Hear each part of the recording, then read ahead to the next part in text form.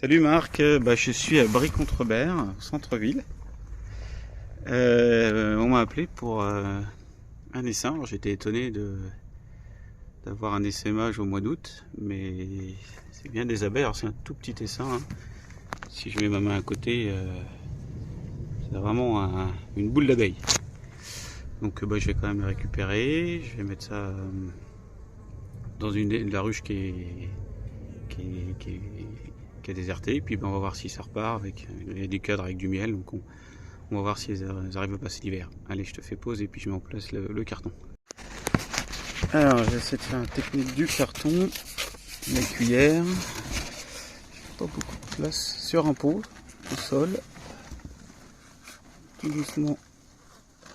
Vous pouvez venir voir, hein, si vous verrez.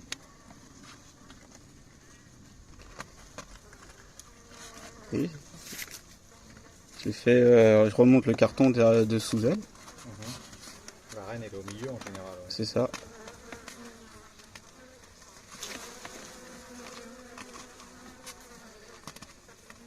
Elle s'accroche tout au carton. Et après je vais mettre le carton dans le... Toutes les autres vont venir dessus. C'est ça. Vous voyez, tout doucement, pas les énerver. Vous voyez, ma main elle est à 3 cm, mais elles n'ont plus envie, c'est de retourner en boule. Hein. C'est qu'elle doit être en haut la reine. Ah ça, je sais pas. Ce qu'il faut pas, c'est que j'en écrase, parce que si j'en écrase, ça sort le...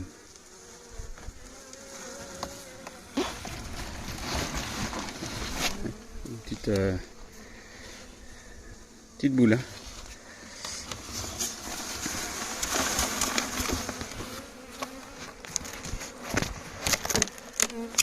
À partir du moment où j'ai la reine, normalement les autres elles viennent toutes seules, mais là je pense pas. Une fois que la reine est dans le carton. Non, c'est pas facile, même des fois. Elle est un petit peu plus grosse, mais je vais faire...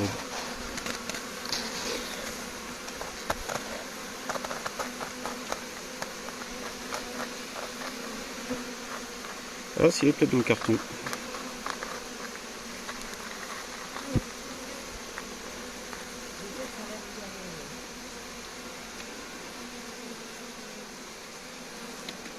Pas que je la fasse tomber par terre, par contre.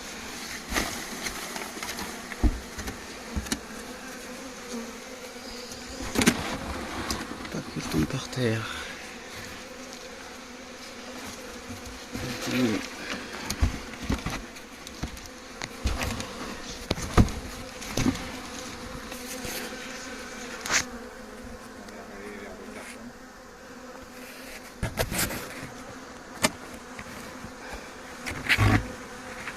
Ouais, je le sais, parce que vous regardez, vous voir. Vous voyez celle-là?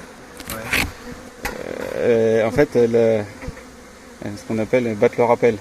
C'est-à-dire que, vous voyez, la glande, elle met un message, et elle ventile en même temps. Et quand elles font tout ça, ça veut dire, ça s'appelle battre le rappel. Je fais pause parce que c'est trop compliqué avec le téléphone. Alors Marc, deuxième partie de la vidéo là, en ruchage. Je pense le dernier, donc c'est un tout petit essaim récupéré à Brie. Je vais découvrir, je vais transporter. J'ai mis une ruche, j'ai mis quelques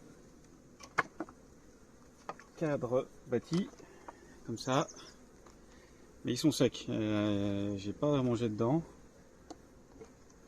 Donc je vais la nourrir ce soir avec un mélange 50-50 et plus du miel. En fait, c'est le miel des opercules que j'ai récupéré, que je vais mélanger avec. Donc technique habituelle. Elles sont dans le carton. J'espère. Voilà. Ils sont ici. C'est vraiment un micro essaim. Je sais même pas s'il y a une reine.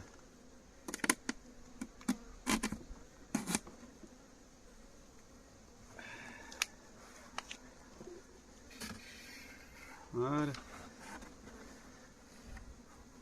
Je ne vais même pas taper, je vais le déposer. Je vais le déposer simplement dessus, comme ça.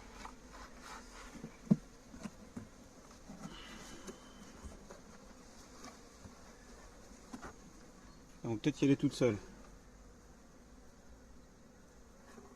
J'essaye de voir s'il y a la reine en même temps, parce qu'il y en a vraiment tellement peu.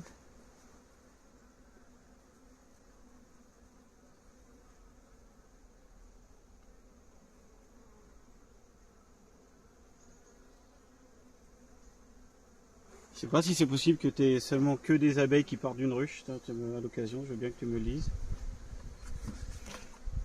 Parce que je vois pas de reine en fait. J'ai cherché tout à l'heure, il n'y a pas de mâle. Donc c'est que des abeilles, il n'y a pas de mâles qui sont partis.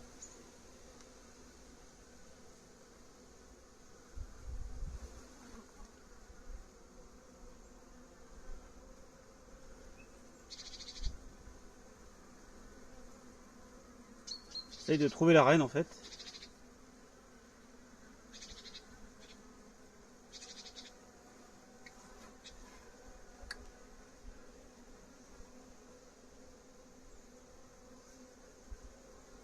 Peut-être en dessous.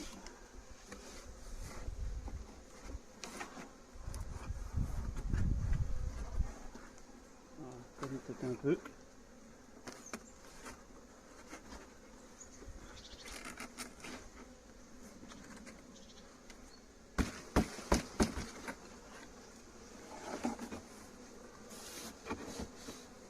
La reine là, petit paquet qui est tombé.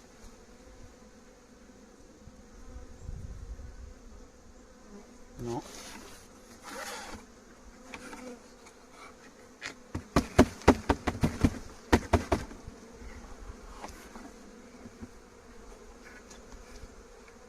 J'essaye de voir là.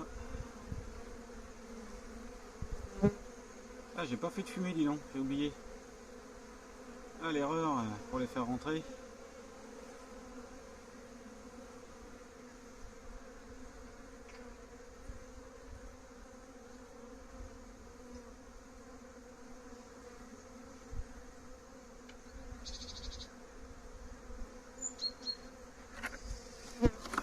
Quelle erreur de débutant.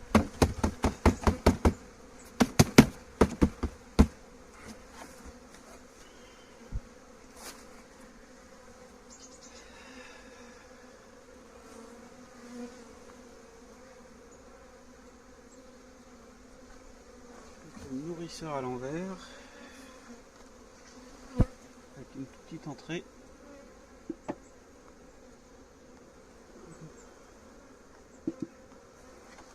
Je mets la plaque.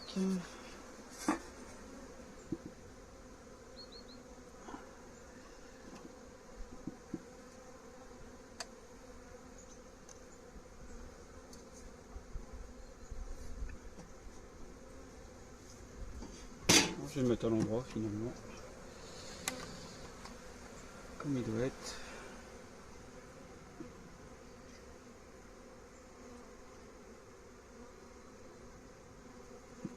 Voilà. Bon, j'ai pas vu la reine.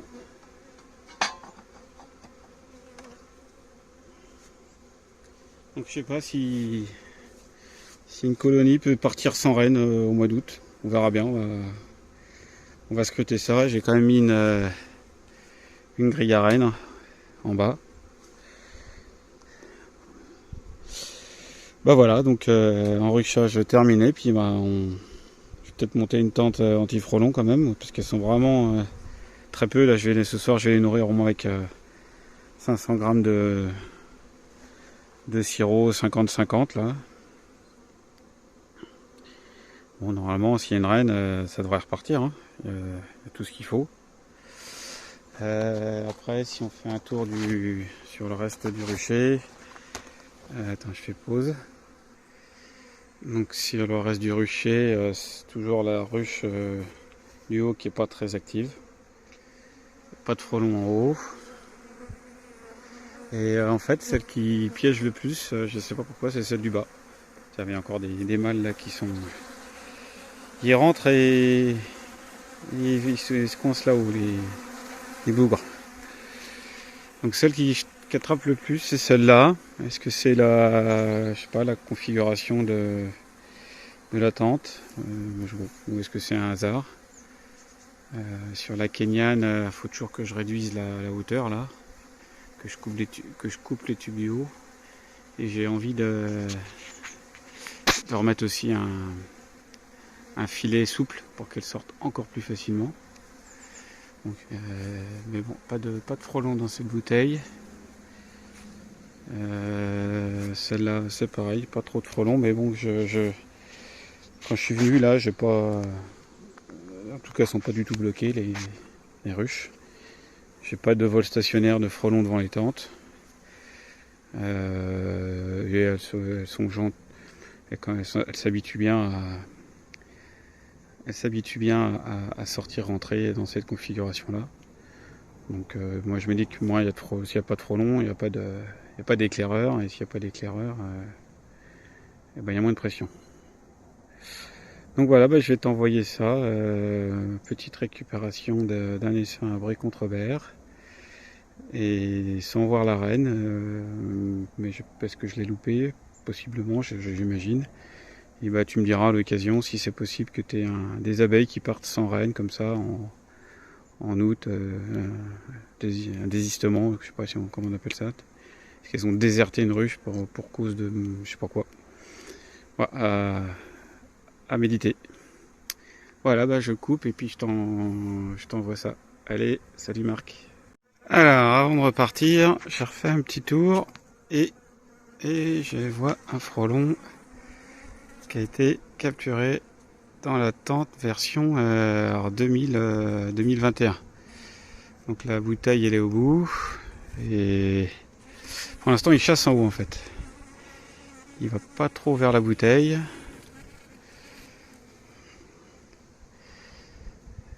Il va essayer de choper des abeilles, mais ce qui est bien c'est que les abeilles généralement elles décollent par là alors que la bouteille est de l'autre côté.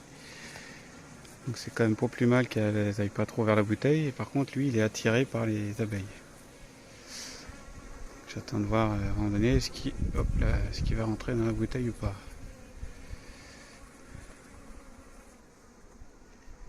Non.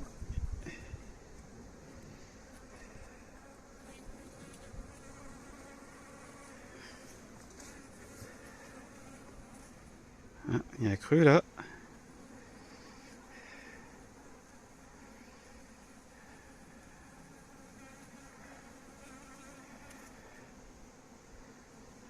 Pourtant j'ai un petit trou là, dis donc. J'ai un petit trou là, je viens de voir. Il pourrait presque sécher quelque part là.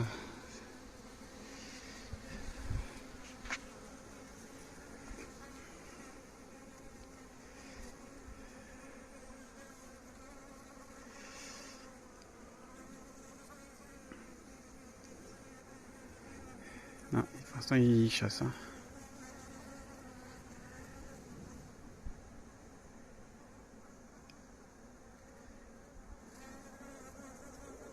Alors n'hésite pas à nous donner ton modèle de bouteille là si t'en as un. J'ai vu là ce matin la vidéo que tu as faite à l'île de Panchou je crois. N'hésite pas à donner des conseils, mais je sais que tu le feras. Après on fera chrono 3 minutes, comme tu l'annonces. Top chrono. Ah, non, il y va pas.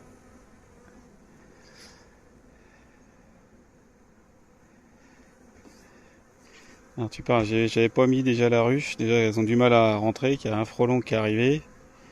Et elles sont un peu paumées là. Ça a été paumé et sans tente anti-frelon, tu parles, il s'est fait plaisir là, elles sont en vol stationnaire un peu devant, elles ont du mal déjà à capter où est l'entrée là, donc lui il s'est fait plaisir en arrivant. Le premier frelon qui est arrivé, bam, il s'est fait plaisir, il en a chopé une. Bon, après il s'est pris un coup de raquette. Alors non, toujours pas. Allez. Ce petit trou là-bas il m'agace, il va falloir que je fasse quelque chose. Parce que ça peut être une sortie possible pour eux. Faut que je fasse quelque chose même maintenant. Allez, je fais pause. Oh, attends. J'ai compris ce qui n'allait pas. C'est que j'avais un petit bourrelet de tissu, et comme c'est une ancienne tente, j'avais un petit bourrelet de tissu qui descendait et du coup il butait dedans. Et alors, regarde, il est monté en... Et du coup, une fois que j'ai enlevé, il a mis 2 secondes à monter dans la bouteille. Parce qu'en fait, j'avais un petit bout de tissu là qui pendouillait sous la bouteille, parce que c'est un ancien modèle de tente. Faut que je te recommande ou tu me repasses de la toile comme ça, souple, et que je vire cette toile là et que je fasse un maillage avec souple, parce que je vais te faire un test. J'ai l'impression que, alors, tu te l'as déjà dit dans les vidéos, mais moins la toile dessus est tendue, plus il y a d'aspérité, et finalement c'est logique, j'ai l'impression, encore une fois, j'ai l'impression que les abeilles ont moins de difficultés à sortir quand tu as un tissu au-dessus qui est souple, en fait, qui fait des bourrelets. Comme ça, elles peuvent plus s'accrocher, alors que quand dans l'ancien modèle de tente là, comme c'est rigide, en fait, elles rebondissent, et j'ai l'impression plus de mal à sortir. En tout cas, une fois que j'ai eu enlevé là, le petit bourrelet qui dépassait vers l'intérieur de la tente, il a fait ligne droite, il est monté. Alors ce que je peux voir, c'est que la bouteille de coca 1,75 litres là, le goulot, alors moi chez moi ça marche d'enfer. Hein. Je coupe, c'est la 1,75 Coca Light là, Coca Zéro plutôt. Je coupe, je fais l'entaille ici, et dès qu'ils sont dedans, je sais pas, le frelon il va tout seul, hein. Il est costaud. Hein. Pépère, c'est pas un petit frelon, hein. On est déjà sur du beau frelon. Hein. Donc voilà, écoute, petit réglage fait. C'était pas la bouteille, c'était un petit bout de toile qui descendait à l'intérieur de la tente et qui faisait un mur vers la bouteille. Alors, non, il reste bien dedans. Voilà, écoute, je vais t'envoyer ça. Tu pourras mettre à la suite de la vidéo de l'enregistrage si tu veux. Allez, à très bientôt, salut.